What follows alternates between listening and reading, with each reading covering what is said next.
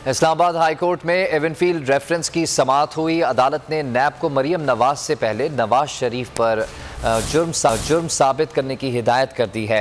आपको बता रहे हैं कि जस्टिस आमिर फारूक ने कहा सुप्रीम कोर्ट ने दी, उसका आपको अभी फ़ायदा नहीं मिलना।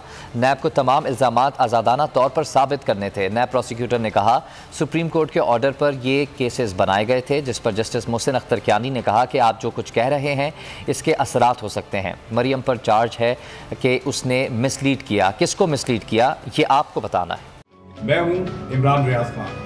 अब आप मुझे देख पाएंगे सिर्फ बोल न्यूज़ पर। इमरान रियाज खान साहब जो हैं वो बोल फैमिली का हिस्सा बन गए हैं। बड़े अरसे बाद किसी चैनल ने हौसला किया है, तो मुझे ऐसा लगता था कि हमें बोलने की इजाजत नहीं मिलेगी, लेकिन बोल ने डिसाइड किया कि बोलने की इजाजत वो लेकर देंगे। मुझे बोल की एक चीज बहुत अच्छी लगी कि बोल ने कैटेगोरिकली कहा कि जो करना है करो, हमने अपना कोई बंदा नहीं निकालना।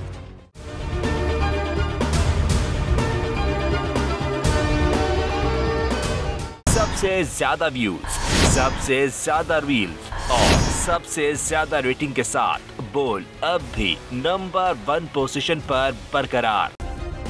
सब्सक्राइब करें और बेल दबाएं ताकि कोई खबर रह न जाए।